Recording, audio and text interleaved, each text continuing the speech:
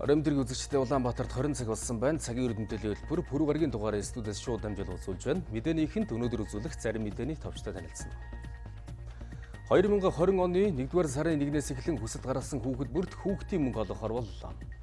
Тэдгүүрийн сангийн алдагдал 8 жилийн хугацаанд 3.6 дахин өссөн байна. Алдагдлыг бууруулах шийдлийг эдийн засгийн болон тодруулна. Хар тамхитай холбоотой гэмт хэрэг өнгөрсөн жилээс 25% өсжээ. Нийслэл хотын иргэдэд нийтийн тээвэр хүртээмжтэй байгаа юу? Чиглэлийн автобус ирэхгүй хүүтний үйлрэлд удаан хүлээлгэж байгаа шалтгаан юу вэ? Асуудлыг өнөөдөр тодорхойллоо. Америк нэгдсэн улсын ерөнхийлөгч Дональд Трамп Хятадын засаг захиргааны эсрэг үйлчлэлийг үл харгалзсан. Тус улсын засаг захиргааны онцгой бүс болох Хонконгийн хүний эрхийг хамгаалах ардчлалыг дэмжих тухай хуулийн төсөлд гарын үсэг зуржээ. За эдгээр болон бус мэдээллийг өнөөдрийн цагийн үр дээр бид үзүүлэхээр бэлтгэж байна.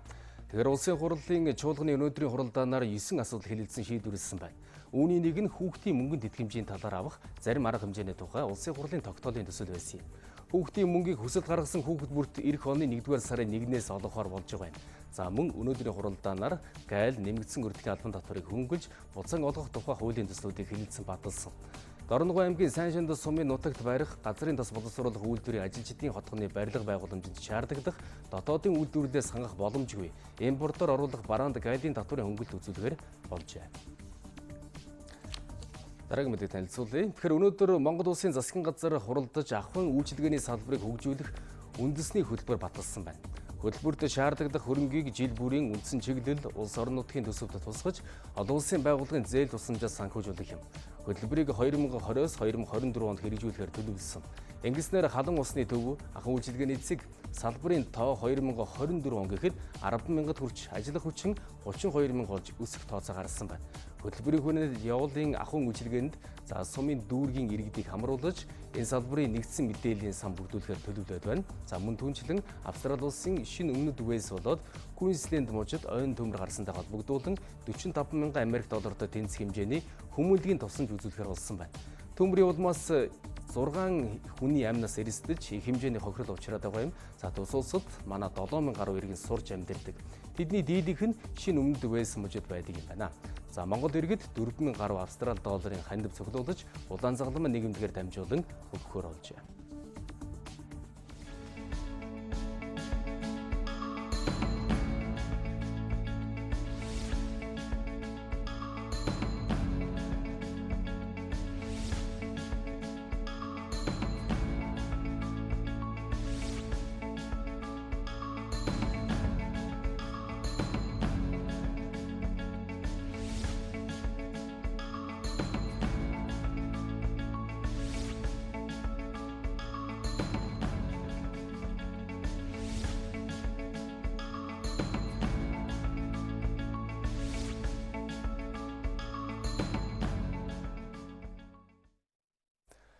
(1992) оны ардчилсан үндсэн хуулиар бид хэвлэн нийтэлж үзэл бодлон чөлөөтэй илэрхийлэх, хувийн өмчтэй байх, халдашгүй чөлөөтэй байх гэд урд өмнө нь хаалттай байсан эрх чөлөөг олж авч чадсан.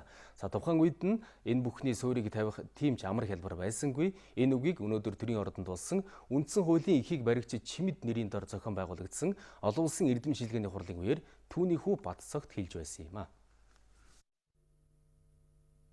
1992 оны ардчилсан үндсэн хуулиар үндэсний аюулгүй байдал тусгаар тогтнолоо баталгаажуулах, цаашид Монгол улс хэрхэн хөгжих агуулгаас эхлээд цэг даслал үг бүрийг нь хянаж үр дүнг нь тооцоолно гэдэг тийм ч амар хэлбэр байгаагүй.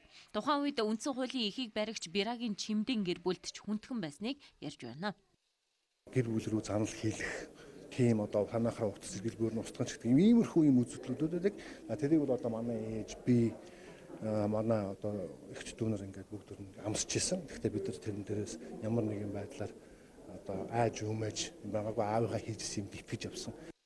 Манай улсад ардчилсан хувьсгалын дараа үндсэн хуулиа батлах ажил эхэлсэн. Ингээд нийт ард иргэдээс 3 сар гаруй хугацаанд санал авч улсын баг хурлаар 4 удаа хэлэлцсэн. Ингээд нийт ард иргэдээс 3 сар гаруй хугацаанд санал авч улсын баг хурлаар 4 удаа хэлэлцжээ. Тухайн үед өнөөгийн шиг компьютер, техник технологи хөгжөөгүй, үг цэг даслал бүрийг нь үндсэн хуулийн эхийг баригч Чимэд өөрийн гараар бичиж байжээ.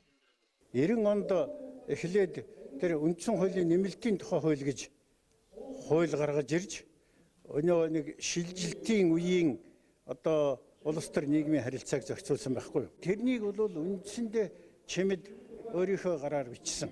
Чөмгөөд дортол оюун ухаанаа одоо чилээж ажилласан ийм эрхэм юм. Тийм ч учраас эдгээр сая нэмэлт өөрчлөлт оруулсан ч гэсэн энэ одоо 92 оны үндсэн хууль хүчин төгөлдөр одоо байгаа шүү дээ. Манай улс 1992 онд үндсэн хуулиа батлахдаа 7 хэмжээж нэг огтлох зарчмыг баримталж байсныг энэ хуралд оролцогчид хэлж байна. Тухайн үед олон улсын байгууллагуудтай хамтран ажиллаж гадны улс орны туршлагыг судалж байжээ.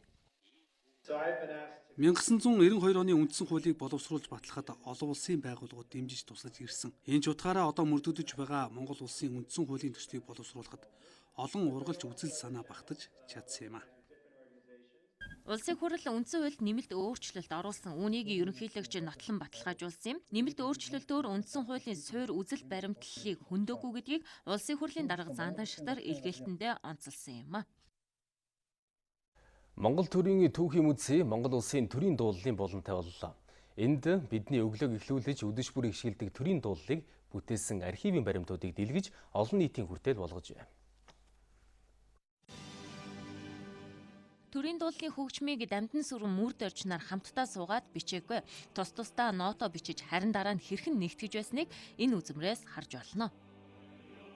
За тэгээд нийлсэн хөлбөр нь бол одоо жишээ нь энд байна л да. Тэгэхээр энэ одоо энэ түүхийн ярихад бол заримдаа нуус нэрүүдийг өгөөд хөгжмийн зохиолчдыг хооронд нийлүүлж байгаа. Тэгэхээр энэ хоёрыг бол одоо ингэ сонгогдсон.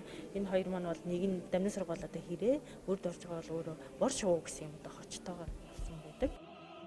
1945 онд тусгаар Монгол улс төрийн сүлд дуулалтай байхын зүйтэй гэж ард нийт үзэж төрийн дуулалын шүлгийг бичих хаалттай уралдааныг зохиолж яруу найрагчдын дунд зарлж 1946 онд Цэндийн дамдын сүрэнгийн шүлгийг сонгожээ.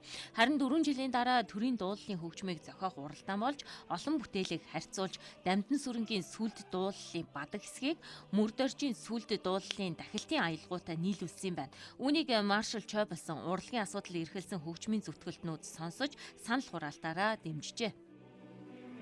Өдөрчийн хөгжим 1950 оны 1 сар, 2 сар, 3 сард 4 сарыг одоо үндсэнд дуустал энэ төрлийн дуулал дээр ажиллаж удирдлагт сонсуулж байсан ийм үйл явдал би хөгжимчнгээр олдож байлаа. Энэ бол урт наслах сайхан хөгжим юм гэж би хувьдаа ойлгож байгаа. Ямар улсын төрлийн дуулал тэр улсын хөгжмийн одоо сүлдэн байдаг. Анх мэдээж одоо Монгол улсын одоо богд хаан тулс те хамгийн сүүлийн хааны үед одоо анхны төрийн дуулалыг зохиох одоо даалгавраар Оросын хүртэл одоо нэрт найруулагч нар одоо тэр Монголын анхны төрийн дуулалыг зохиолч ирсэн гэдэг тэр цагаан хааны үед одоо нотыг явуулж ирсэн бас тийм хил захидлууд нь бас байгаа. Тэгээд яг өргөж авсан бүгд нь өөрөө бас дараагийн төрийн дуулалыг зохиодгоор авсан бас бэлгшээтэй хувьд Бүгд найрамдах Монгол ард улсын баг хурлын тэргүүлэгчдийн зарилгаар төрийн шин сүлд дуулалыг 1950 оны 5 дугаар сарын 1-ээс эхлэн улс даяар ишиглүүлж эхэлжээ. Төрийн дуулал хэрхэн бүтсэн төв ховор ярилцлага зэргийг аудио байдлаар эндээс сонсож болох юм байна. Өглөө бүр өдөж бүр ихшгэлдэг төрийн дуулалын хөгжмийн зохиолч мөрд орж агсны мэндэлсний 100 жилийн энэ жил тохиож байгаа юм байна.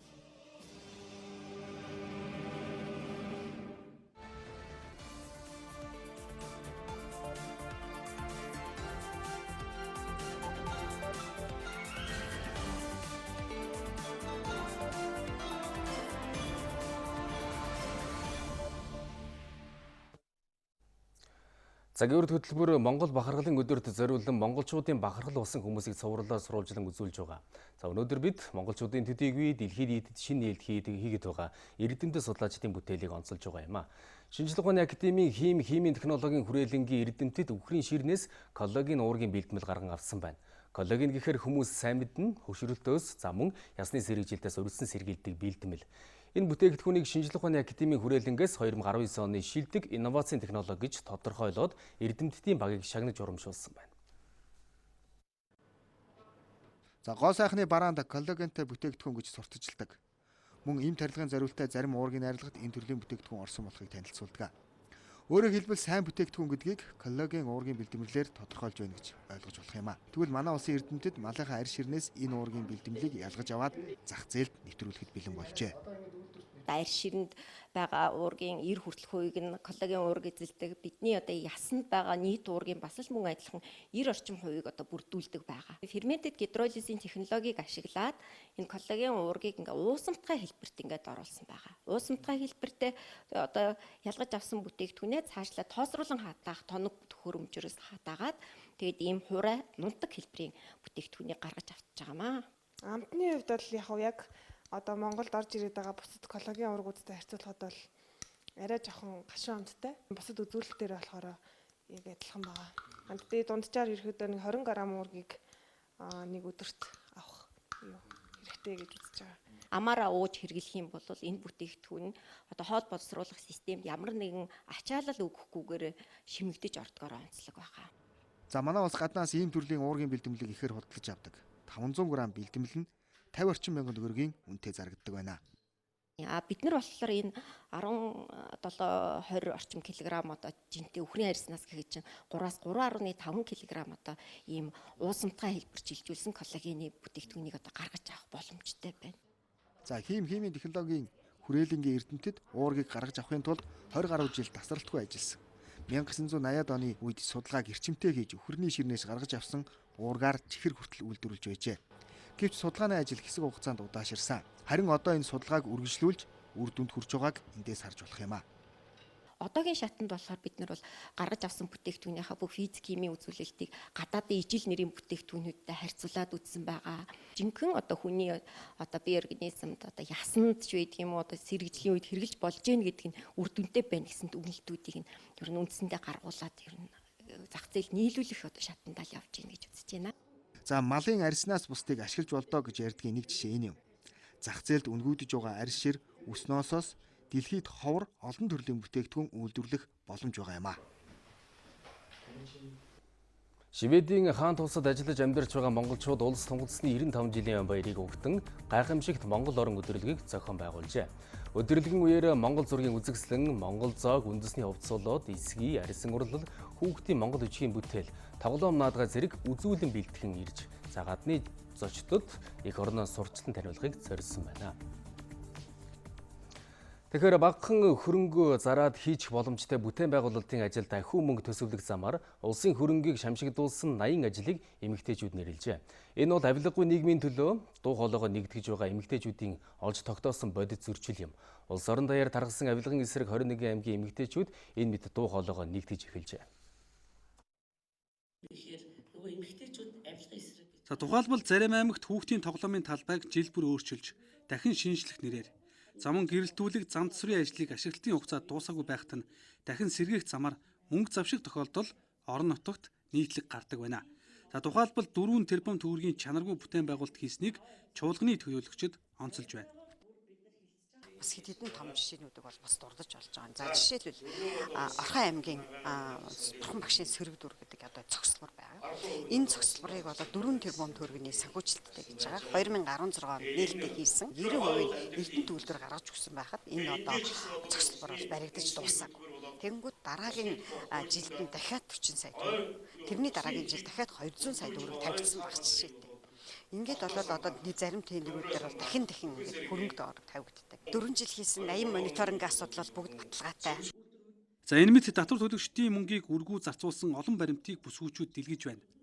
За үргүү зарцуулагдсан эдгээр төсвийг хянах хамгийн зөв тогтолцоо нь иргэдийн давхар хяналт. За өөрөөр хэлбэл иргэд хөндлөнгөөс хянснаар хууль зөрчсөн үйлдэлүүд буурах боломжтой юм. Хуучин одоо сумынхаа одоо захиргаанд сумгжуулах сангийн мэрэгчлэн хийж байсан иргэнд 2 жил дараалан 15 сая төгрөгийн сумгжуулах сангийн зээлийг олгосон. Танилтал харсан энэ нөгөө авилгал буюу нөгөө жидүүчин энд байгаа биш үү, байштай байсаар байна гэж одоо ингэж оншилж байна. За тухайн одоо гүйцэтгэгч компанийн хувьд бол бас хариуцлагагүй одоо ажил хийчээ тэрийг одоо эргэж засаж залруулдаггүй ашиглаж байгаа одоо байгууллагын хувьд ч гэсэн одоо тэрийг эргэж одоо бас үзэж харах тийм боломж юм уу? Ялангуяа тендер хийгдэж байгаа ажлууд дээр одоо нөгөө ашиглаж байгаа байгууллагууд бол өөрснөө явцын үнэлгээ хийдэггүй. Орон нутагт улсын төсвийн хөрөнгөөр болон бусад сангуудын хөрөнгө төсөл хөтөлбөрөөр хийж байгаа бүтээн байгуулалтын ажлуудад эмэгтэйчүүдийн төлөө идэвхтэй хяналт тавьж зөрчил дутагдлуудыг илрүүлж байгаа ч арга эртэн дарамт учруулах олон нийтэд мэдээллийг хориглох зэрэг эсэргүүцэл учирдаг талаар хэлж байсан юм. За бүтээн байгуулалт нэртэй олон ажлуудын дунд авилга хээл хахвал ашиг хонжоо хайсан ажлууд өнөөдөр ч гэсэн байсаар байгаад эмэгтэйчүүд шүүмжлэлтэй хандж байна.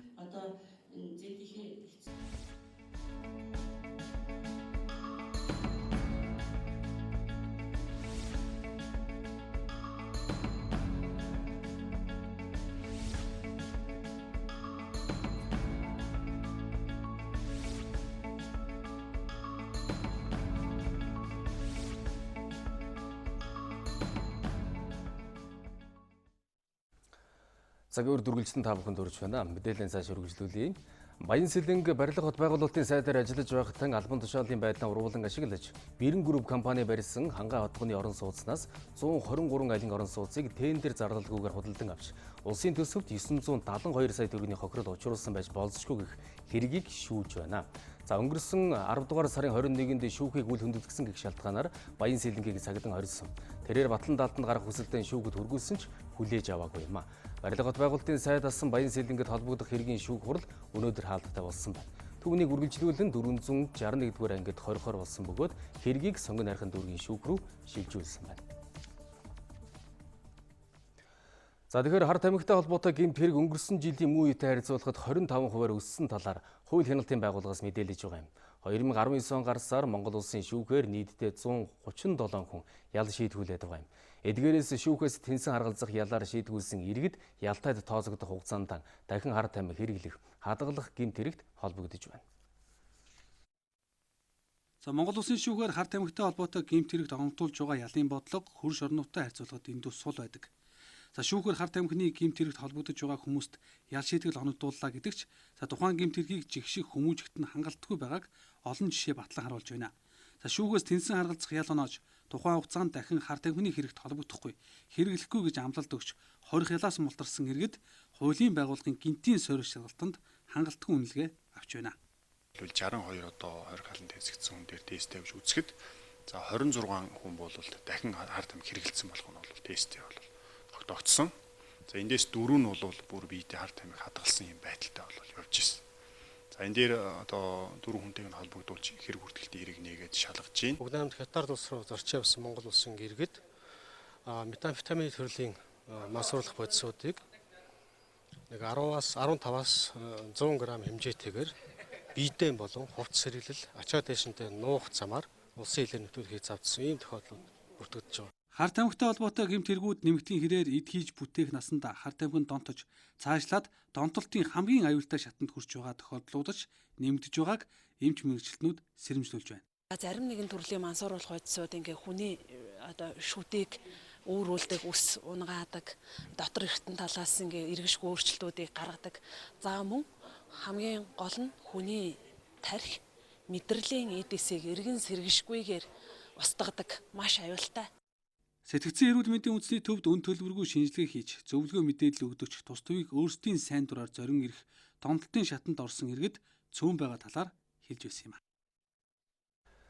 Нийслэлийн иргэдийн 70 орчим хувь нь нийтийн тээврээр үйлчилдэг. За гэтэл автобусны хүртээмжгүй байгаагаас иргэд өвлийн хүүтэнд 20-30 минут автобус хүлээж байна.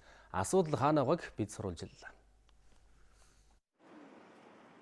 Өглөө оройдоо иргэд яг ингэж автобус хүлээн хамгийн багадаа 30 минут бүр цаг хүлээх нь ч бий. Ойр хавьд нь төр дулаацах хүнсний дэлгүүр үйлчилгээний төв байхгүй бол өвлийн гуталтайч доороосоо жиндэж, томчууд нь бэрч хүүхдүүд гар өлөө хөлдөөж байна. Яг ийм шалтгаанаар гэмтэл соох судлалын үндэсний төвийг зорин ирж зөвлөгөө авах иргэд нэмэгджээ. Би бол нэлээд удаа хүлээдэг. Ер нь бол ирэхгүй шүү дээ. Хоошо чиглэл рүү бол бүр ирэхгүй. Бид нар бол автобус хүлээхэд бол бүтэн цаг хэртэ ирдэггүй. Тэгээд том улсууд бол бид нар өвлийн гуталтаа зогсож хахад бид нар даарж байгаа юм чинь энэ нялх хүүхдүүд яаж даарж байгааг бид нар мэдэхгүй шүү дээ. Дээрээс нь энэ хүүхдүүд чинь нялх хүүхдүүд болохоор даарж ийн гэж хэлж чадахгүй. Тэгээ одоо би бол бас яг ингээд гэмтэл согог дээр хүүхдэд шалгуулад хөлцөн хайргацсан юм байна уу? Тэрийг би үзүүлээ явж байна. Хувцлалт гонололт муу байсан. Автобус унаа удаан хүлээснээс болж хөл гар нь бол хайргацсан тохиолдол бас ирээд байна. Ийм болохоор бол нэгдүгээрт бол эцэг эхчүүдэд хүүхдүүдээ маш сайн дулаахан хувцлах хэрэгтэй. Анхны тусламжгээд хүмүүсээс буруу ойлголттой байдаг. Хөлдөнгүүд хүүтэн ус засаар арчих гэдэг юм. Энэ бол бас буруу. Замын хөдөлгөөний ачаал хамгийн их байдаг өглөө орой гэлтгүй өдрийн цагаар ч иргэд автобус удаан хүлээж байгаагаа хэлж байна. Ер нь бол цөөхөн 9:30-аас хойш бол зогсчтой. Ерөөсө буудал дээр зогсож явах дээ штэ. 3 шингэлтэй автобус ирчээд хахад хайлаас ганцхан удаа ирдэг байхгүй. Хайлаас нь бол даа ялангуяа айгүй муу явдаг. Заримдаа ирэхгүй л хүмүүсээс гуйж муугаал төгчийгээл. Манай сурвалжлах хэсэг хайлаас чиглэлийн автобусанд суусан.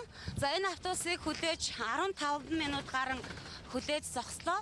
За нийтийн тээврийн автобусууд 8-аас 12 минутын зайтай бол иргэдэд үйлчлэх ёстой. Гэвч энэ хугацаанд ирэхгүй өвлийн үтэнд иргэд маш их удаан хүлээж даарч байна гэдгийг бол хэлж байгаа. За тэгвэл яг өнөөдрийн байдлаар нийтийн тээврийн салбарт нийслэх хотод хичнээн автобус иргэдэд үйлчилж байгааг албаны их сурвалжаас тодруулъя. 860 тээврийн хэрэгсэл өдөр тутам урлагсанд ажиллаж байгаа. Ерөнхийдөө бол хамгийн ачаалалтай гэж хэлэхээсээ илүү яг нөгөө зорчилтынхоо судалгаанд үндэслээд тээврийн хэрэгслийн тоонууд маань төлөвлөгдсөн байдаг. Үйлчлэх тээврийн хэрэгслийн тоонууд маань хэдийгээр нийслэлд 800 гаруй автобус иргэдэд үйлчилж байгаа ч хуучин эвдэрлэхтэй тул замын голд сул зогсолт хийдэг байна. Энэ оны эхний 9 сарын байдлаар нийт 66 автобус 244 цэгт зам дээр зогсож замын хөдөлгөөний ачааллыг нэмэгдүүлсэн гэж их сурвалжууд хэлж байна. За тоорондны механизм ажиллагаа байсан, хийн хөлдсөн, за тооронд зуурсан гэх шалтгаанаар ингээм унтраа зогсчдөг юм байна. Хурдны хайрцгийн эвдрэл буюу хороопны эвдрэл гэж ярьдаг. Араандаа орохгүй байх, диск нь эргэх, кардан гол нь салж унах гэдэг юм уу. Ийм байдлаар 35 тохиолдол бүртгэгдсэн байна. Энэ онд хуучин эвдэрлэхтэй 400 автобус үйлчилгээнээс гарна. Энэ тохиолдолд нийтийн тээврийн салбар илгээрээ хэвтэж, иргэд явгарагч эрсдэл гарна. За тиймээс эх онд 100 троллейбус авахд 25 тэрбум төгрөг зарцуулахаар төлөвлөж байгаа юм байна. Бид нар шаардлагатай хөрөнгө оруулалт гэх юм бол 500 гаруй тэрбум төгрөгийн хөрөнгө оруулалт хэрэгтэй. Эхний ээлжинд бид 20-30% хөрөнгө оруулалтыг тусгаж, тэрийгээрээ бас холбогдох байгууллагууд, үйлдвэрлэгч, нийлүүлэгчтэй харилцан тохиролцох замаар бас төлбөрийн нөхцлөө тохирч үйлчлэгэнд гаргах юм төлөвлөгөөтэй бас ажиллаж байна. Эх онд шинээр авах автобусны 3.7 тэрбум төгрөгийг нийслэлийн төсвөөс 21 тэрбум төгрөгийг хөгжлийн банкнаас зээлээр авах болно гэж их сурвалжууд хэлж байна. Сүүлийн 3 жил нийтийн тээврийн салбарт парк шинжилэл хийгдээгүй нь иргэд автобус удаан хүлээх нэг шалтгаан болж байгааг санаж энэ салбарт шинжилэл хурдан хийхийг иргэд хүсэж байна.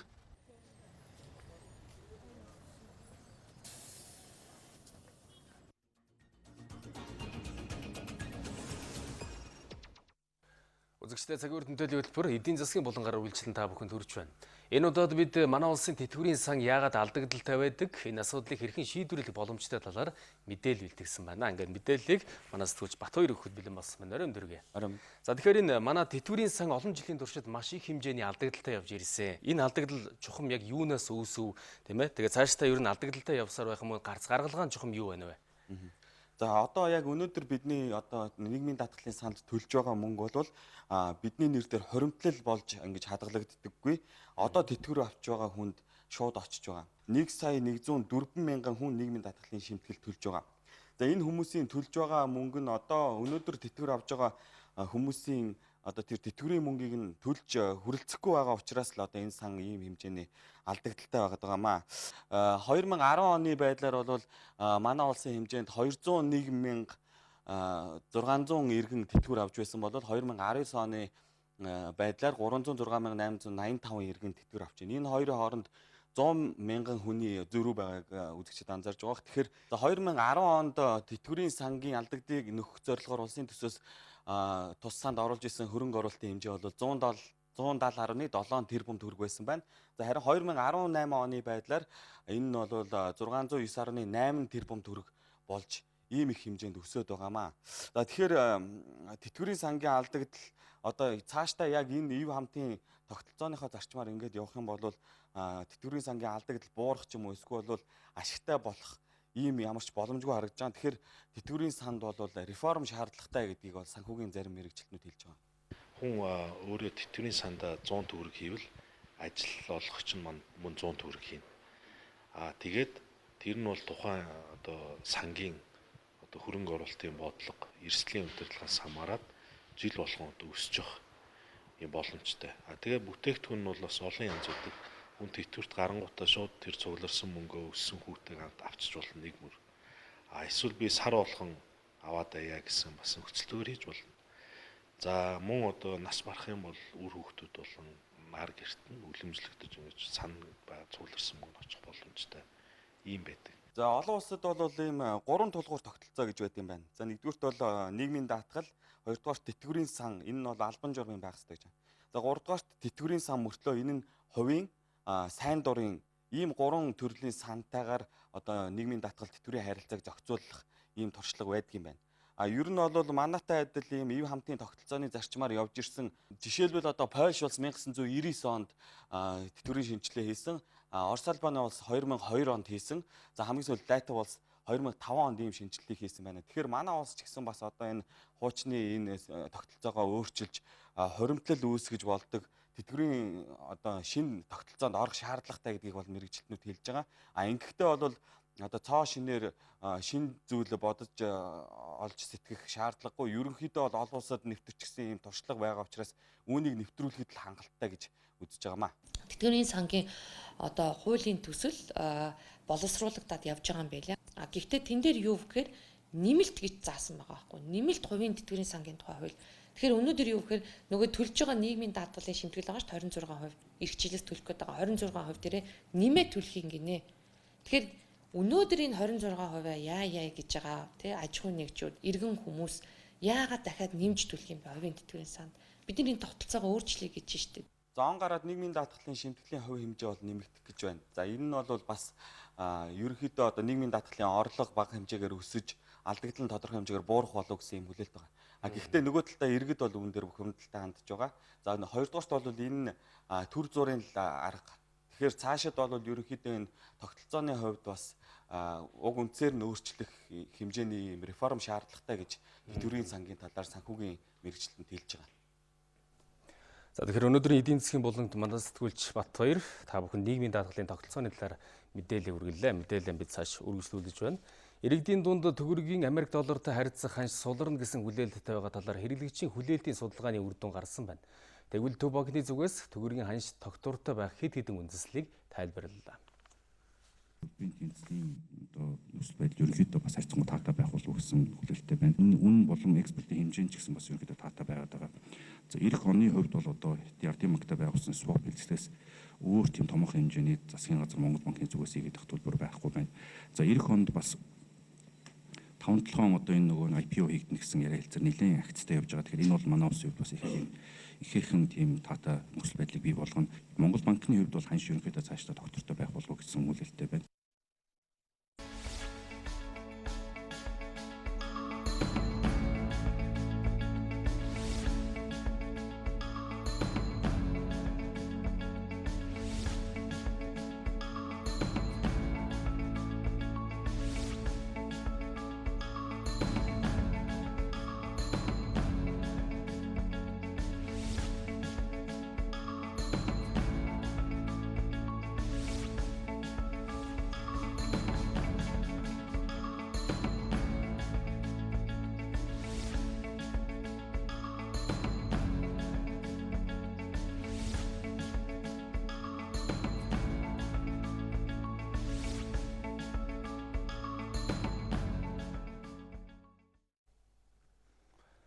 Монгол хүүхэд залуусын боловсролыг дэмжих их орон сэтгэлгээ төлөвшүүлэх зорилготой би дэлхийд хайртай эссе бичлэгийн уралдааны шилдэгүүдийг шалгаруулсан байна. Уралдаанд нийслэл орон нутгийн ерөнхий боловсролын сургуулийн 300 гаруй сурагч оролцжээ.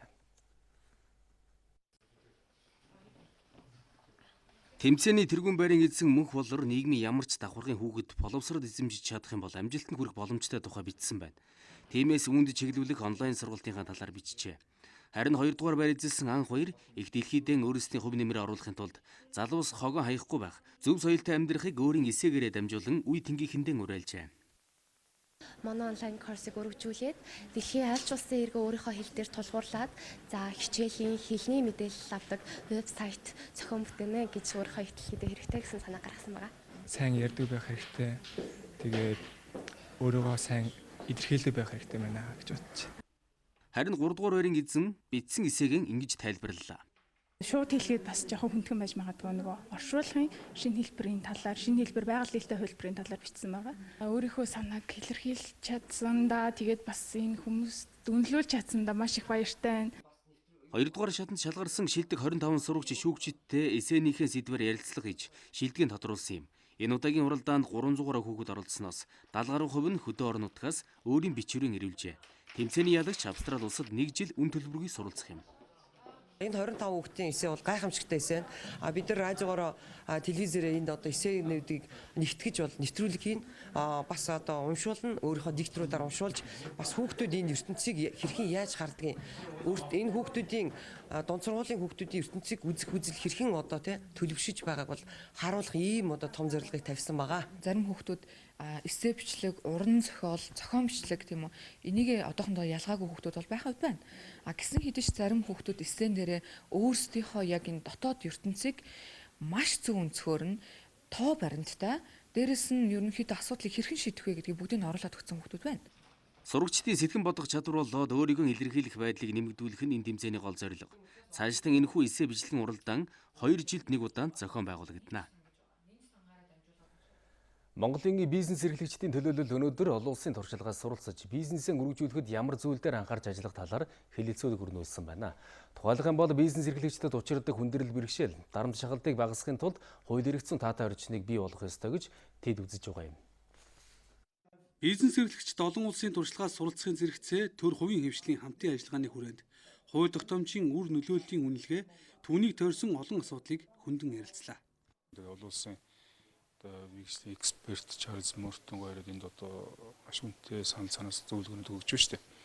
За бидний ярьж одоо өнөөдөр тулгараад байгаа бизнесийн орчинд тулгараад байгаа асуудлыг аваад үзэх юм бол бид яг энэ бүхэнд үнэхээр хангалтгүй байна гэдэг дүгнэлтээр тусах гадаа энэ олон судалгаануудыг нэгтгэж энэ нөлөөллийн дүн шинжилгээж хуулийн тусгах талаас нэлээд тийм өргөн хүрээнд ажиллах хэрэгтэй юм а гэсэн ийм ойлголтыг өнөөдрийн ярилцлага хэлэлцүүлгээс авч байгаараа практикийг ач холбогдолтой ийм үйл ажиллагаа болж байна гэж үзэж байна. Хэлэлцүүлэгт оролцогчид цаашид хууль тогтоомж батлагдаж хэрэгжихээс өмнө бизнесийн салбарын мэргэжлийн байгууллага институтсээр хэлэлцүүлэн үнэлүүлдэг байх нь дараа нь үүсэх олон эрсдэл өргүү зардлаас тойрч гарах боломжтой гэж санал нэгдсэн юм. Ихтэй сургууль төгссөн оюутнуудын дөнгөж 25% нь шууд ажилд ордог гэсэн судалгаа байна. Иймээс бакалаврын зэрэгтэй оюутнууд мэргэжлийн сургалт үйлдвэрлэлийн төвд суралцах тохиолдол нэмэгдсэн байна. Жишээ нь Ховд аймаг дахь Хөгжил политехникийн коллежид 1000 гаруй оюутан суралцж байна. Тэдний дунд ихтэй сургууль төгссөн ч мэргэжилтэй ажилтан болж ур чадвараа сайжруулахаар сурж байгаа оюутны тухай бид сурвалж ялсан юм а. Амар санаа шинжилгээ ухаан технологийн их сургуулийг интерьер дизайнер мэргэжлэр төгссөн бакалавр зэрэгтэй шинэхэн боловсон хүчин. Гэхдээ тэр төгсөөд дизайнер мэргэжлэрээ ажиллах гэтэл барилгын засал чимэглэлийн ажил илүү их эрэлттэй байгааг анзаарчээ. Ингээд тэр мэргэжилтэй ажилтан болохоор коллежид суралцах шийдвэр гаргасан байна. Манай аавчир хоёулаа барилгын заслыг ашигладаг. Би багаас 99-р ангиас хойш яг энэ шавар шавхаа дээр нь утгалдаж өссөн. Тийм болохоор одоо надад ингээд битүү юм шавартай орчинд байхад хүртэл өнөр нь хүртэл надад илүү тийм ойрхон санагддаг л та. Нэг л зүйлийг мэргэжлийн түвшинд чанартай хийгээд сурчих юм бол хинээс ч дутахгүй амьдрах боломжтой гэсэн аавынхаа захиасыг тэр амьдралынхаа зарчмаа гэж үздэг. Их сургуулийн дипломоос илүү мэргэжилтэй ажилтан байх нь түүний амьдралыг илүү утга учиртай болгосон гэхэд хэлсдэггүй. Суралцж байгаа хугацаанд би бол хажуугаар нь захиалгад ажил орж ирэх тохиол гарна. Мөн хөдөө орон нутгаар ажиллах ширэг гарна. Хөдөө орон нутгаар урьж ажиллах нь болохоор солиоромжлол нь хамаагүй илүү байдаг. Амар санаа сард 2 сая орчим төгрөгийн орлоготой ажилдаг. Түүн шиг мэргэжилтэй ажилтан болохоор суралцж байгаа оюутнуудад төгсөөд хаана ажиллах вэ гэсэн асуудал үүсдэггүй.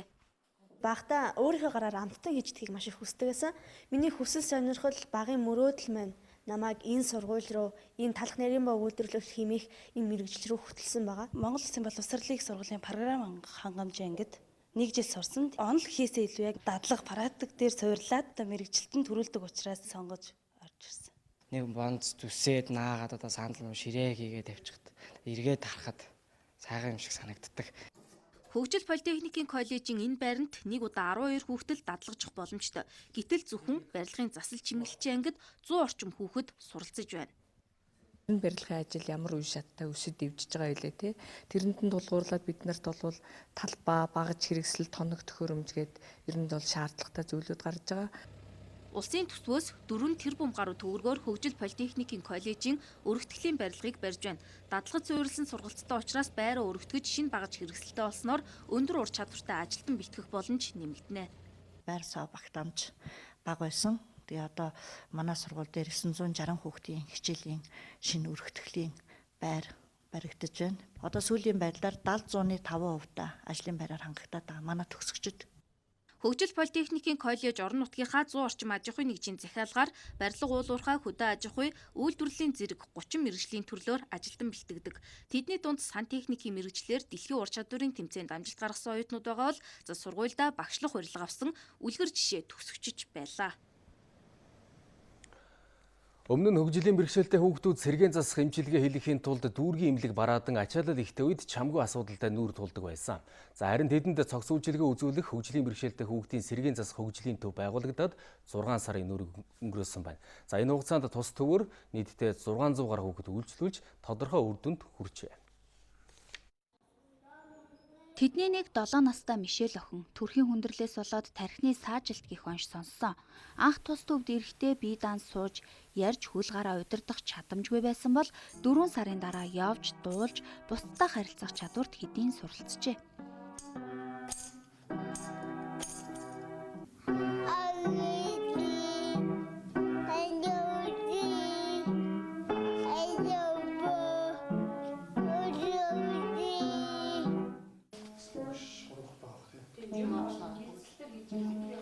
Сарын 24-нд ажиллаж эхлээд энэс хойш надад яг 142 хүүхэд явсан байдаг юм байна. Яг сар болгоно нэг ихтэй бол нэг 20 идүүлсэн бол сүүлдээ ингээд 7, 8, 9, 10 сард бол нэг бараг 40, өмнөх сард бол 50 хүүхэдтэй ажилласан байлээ. Яг л ийм байдлаар хөгжлийн бэрхшээлтэй хүүхдүүдэд сэргээн засах цогц эмчилгээ хийдэг. Тодруулбал эрүүл мэндийн болон нийгмийн нөхөн сэргээх эмчилгээг хамтд нь эхлүүлдэг байна. Эрүүл мэндийн нөхөн сэргээх эмчилгээ нь хөдөлгөөн, хил, хөдөлмөр заслаас гадна нарийн мэрэгжлийн эмчийн үйлчилгээ багтдаг. Харин нийгэм боловсролын сэргээн засах үйлчилгээг хүүхдийн нас, хүйс, сэтгэхүйн болон хөдөлгөөний бэрхшээлд тохируулан хийдэг байна. Гэхдээ эмчилгээний үр дүн тэр дороо гарчдаггүй учраас эцэг эхчүүдийн оролцоо чухал байдгийг эмч нар хэлж байна. Бүрэн ярианы алдагдал гэдэг зүйлтэй хүүхдүүд их тохиолддог. Тэг яг нөгөө хил залч гэдэггүй маань ховор. Тэгээд ийм мэрэгжлийн хүн ховор учраас их хүүхдүүд маань нөгөө цог тухайдаг авах үедээ нөгөө тусламжаа авч чадаагүй ус болоод ярианы ингээд бүрэн алдагдал ч юм уу эсвэл бүр ярьж чаддаггүй эсвэл ярих чадвар нь ингээд их муу ярьдаг тийм хүүхдүүд бол маш олон тохиолдож байгаа. Сэргээн тусламж үйлчилгээ гэдэг бол ерөнхийдөө маш урт удаан хугацааны эмчилгээ байдаг. Мэсэл эмчилгээ бол хаглаанд орсны дараа л үр дүн гардаг бол сэргээн засгийг тэгж хүлээх хэрэггүй маш эцэгхээс болон тухайн хүүхдээс маш их төвчээр төсвөр багийн хамтын ажиллагааны удаан хугацааны эмчилгээ шаарддаг. Хөгжлийн бэрхшээлтэй хүүхдүүдэд сэргээн засах эмчилгээ үзүүлэх төв байгуулагдсан ч мэрэгжлийн эмч сэргээн засалж хомсдолтой. Манай улс хэдхэн жилийн өмнөөс энэ чиглэлийн зарим мэрэгчлэтнээ бэлтгэж эхэлсэн. Харин заримыг нь өнөө хүртэл огт бэлтгэхгүй явж иржээ.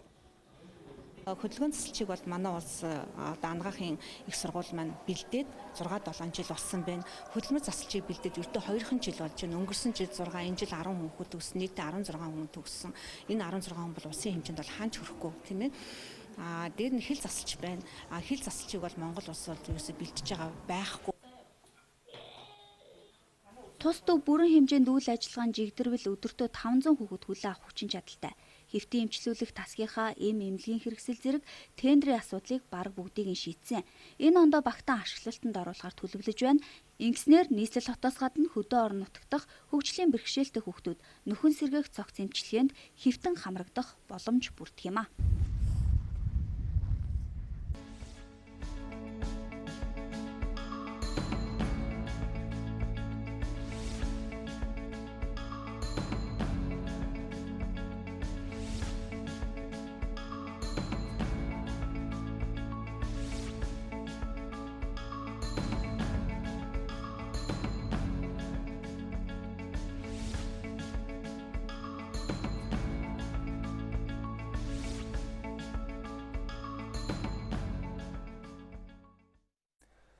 Тэгэхээр манай улсад 100 мянган гаруй хөгжлийн бэрхшээлтэй иргэн байдгаа гэсэн судалгаа байдаг. За тэгвэл хөгжлийн бэрхшээлтэй хүүхэдтэй эцэг ихэд ямар тулгамдсан асуудал гарч байгааг салбарын мэргэжилтнүүд хэлэлцсэн байна.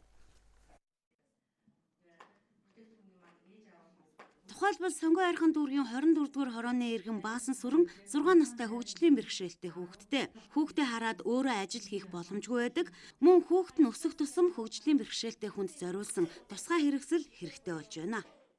Яг хүүхдийн онцлог таарсан тоног төхөөрөмжүүд аягүй хэрэг болдог. Тийм манай хүүхд зогсож чадахгүй, өөрөө биеэ даад зогсож чадахгүй, зогсож чадахгүй учраас тэрийг нь юу яадаг тийм зогсоогч гэж байдаг. Бэхлээ түлээд зогсоодог тийм зогсоогч байна. Сонгоо айрхан дүүрэгт 8000 гаруй хөгжлийн бэрхшээлтэй иргэн бий. Тэднийг нийгмийн амьдралд идэвхтэй оролцуулах зорилгоор дүүргээс нь хөгжлийн төв байгуулжээ. Хөнгөн хэлбэрийн хөгжлийн бэрхшээлтэй тэгээ хөдөлмөр эхлэх боломжтой байгаа ийм хүмүүсийг бас ажлын байраар хангах ажлыг бол бас нэлээдгүй зохион байгуулж байгаа. Энэ дээр бол гар урлалын бас энэ чиглэлээр үйл ажиллагаа явуулж байгаа инновацийн төвүүд байж байгаа манай сонгоо айрхан дүүрэгт. Хөгжлийн бэрхшээлтэй хүүхдийн цаана өрх толгойс ээжүүд байх нэхэ. Тэднийг дэмжиж ажил орлоготой байлгаж хүүхдэд нь эрүүл мэнд боловсролын үйлчилгээ авах боломжоор хангах чухлаа гэж салбарын мэргэжилтнүүд хэлж байна. Улаанбаатар сонготой эмнэлэг бүгд найрамдах Хятад ард улсын өвөр Монголын өөртөө засах орны Баавган эмнэлэгтэй хамтран амьсгалын замын архаг өвчин судлалын төвийг шинээр ашиглалтанд орууллаа. Орчин болоод агаарын бохирдлоос үүдээд нийт хүн амын дунд амьсгалын замын өвчлөл нэмэгдэх эрсдэлтэй. Судалгаанаас үзэхэд манай улсын 10,000 хүн тутамд 1500-аас 1800 амьсгалын замын архаг өвчнөөр өвчилж байна. За амьсгалын замын архаг өвчин өсөж байгаа тоо мэдээллийг танилцуулж байна. Гэхдээ ийм төрлийн өвчнөөс урьдчилан сэргийлэх боломжгүй. Эхний удаад амьдралын зөв хүчлийг бий болгож тогтмол эрүүл мэндийн үзлэгт хамрагдаж байх хэрэгтэй. Ийм зөв дадлыг бий болгох зорилготой Улаанбаатар сонготой эмнэлэгт амьсгалын замын архаг өвчин судлалын шин төв ашиглалтанд орлоо. Өвөр Монголын буг татвын төв эмнэлэгтэй 2017 оноос хамтарч эхэлсэн. За энэ хамтын ажиллагаа бүх төрлийн хамтын ажиллагаанууд бол байгаа. Энд эмч сувлагчийг сургах, өвчтөн шилжүүлэх гээд олон төрлөөр хамтарч ажиллаж байгаа. За энэ хамтын ажиллагааны үр дүн болсон яг бит үр дүн маань өнөөдөр нээлттэй хийж байгаа амьсгалын замын архаг өвчин судлалын төв маань сонготой эмнэлэг дээр нэгдэж байна. За энэ бол мэдээж Монгол улсад уушгины өвчлөл ихсэж байгаа. Энэ утаа бохирдол зэргээс үүсээд ер нь бол уушгины өвчлөл ихсэх магадлал өндөр байгаа учраас бид нэр уушгийнхаа энэ архаг өвчний төвийг нээж байгаа. Өнөөдөр шинээр ашиглалтанд орж байгаа энэ төв нь орчин үеийн тоног төхөөрөмжөөр тоноглогдож мэрэгжлийн эмч нар иргэдэд тогтмол үйлчилгээ үзүүлж байх юм аа. Үзэгчтэй цагийн урд мэдээллийн хөтөлбөр олон улсын мэдээлэлээр үргэлжлэн та бүхэнд хүрч байна. Өнөөдөр мэдээлэл өгөхөөр манай орчуулагч редактор